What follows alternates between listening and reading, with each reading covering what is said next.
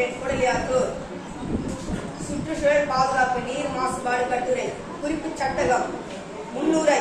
சுற்றுச்சூழலின் முக்கியத்துவம். நீரின் முக்கியத்துவம். சுற்றுச்சூழல் மாசடைதல். நீர் மாசடைதல்.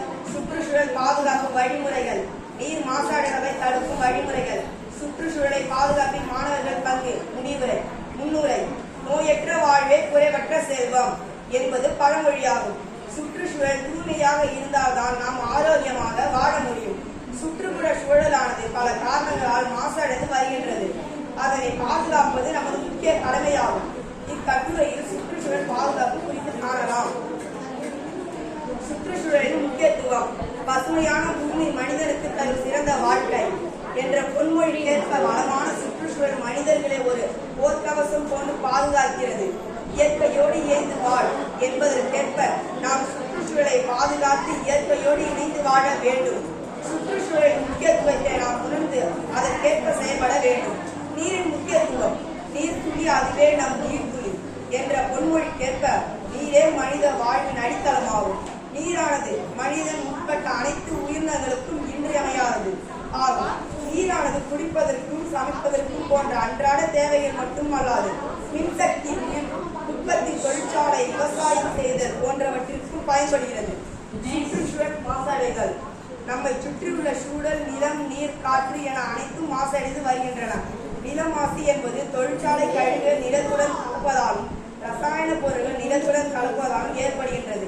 நீர்நிலைகளில் தொழிற்சாலை கழிவுகள் கலப்பு போன்ற செயல்களால் நீரானது மாசடைகின்றது.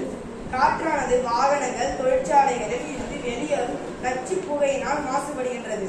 இதனால் புவியின் வெப்பம் அதிகரிப்பதால் நில வறட்சி, கடல் மட்டம் அதிகரிப்பது, பனிக்கட்டி உருகுவது போன்றவை அதிகரித்துள்ளது. நீர் மாசடைதல். நீரானது குறைந்து மாசுபட்டு வருவது உலகத்திற்கே பெரிய சவாலாகும். ஏரிகள், ஆறுகள், கடல்கள் போன்ற நீர்நிலைகள் மனித நடவடிக்கைகளால் மாசடைகின்றன. தொழிற்சாலை கழிவுகள், வீட்டுக் கழிவுகள், நெகிழி குப்பைகள், மருத்துவ கழிவுகள் போன்றவற்றை நீர்நிலைகளில் கொட்டுவதனாலேயே நீர் மாசடைகிறது. மேலும் நிலத்தடி நீரை அதிக அளவில் எடுப்பதாலும் நீர் வளம் குறைகிறது. எண்ணெய் கசிவு, குப்பைகளை வீசுதல், வீடுகளில் இருந்து வரும் கழிவு நீரை விழுதல், தொழிற்சாலையில் இருந்து வரும் அபாயகரமான ரசாயன கழிவுகளை நீர்நிலைகளில் கலப்பது போன்றவற்றால் நீர் மாசுபடுகிறது. தொழிற்சாலை கழிவுகளில் உள்ள நச்சு ரசாயன தண்ணீரை மாசுபடுத்துவது மட்டுமல்லாமல் நீர்வாழ் உயிரினங்களை கொண்டுவிடுகின்றன.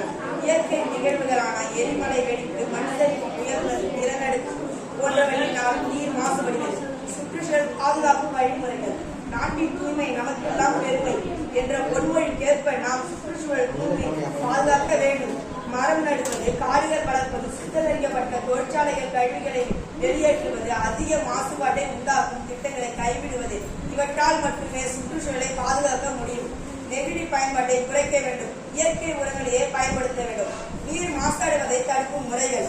அதிக மாசடைவை உண்டு பண்ணும் தொழில்கள் கட்டுப்படுத்தி அவற்றில் இருந்து வெளியேறும் கழிவு நீரை சுத்திகரித்து விட வேண்டும். விவசாயத்திற்கு செயற்கை உரங்கள் பதிலாக இயற்கை உரங்களை பயன்படுத்த வேண்டும். வீடுகளில் இருந்து வரும் கழிவுகளை நீருடன் கலக்காமல் தனியே விட வேண்டும். நீர் பாதுகாப்பு சட்டங்களை அமல்படுத்த வேண்டும். நீர் வளத்தின் முக்கியத்துவம், நீர் மாசடை வழிமுறைகள், அதனால் ஏற்படும் பாதிப்புகள் போன்றவற்றை குறித்து விழிப்புணர்வு ஏற்படுத்த வேண்டும்.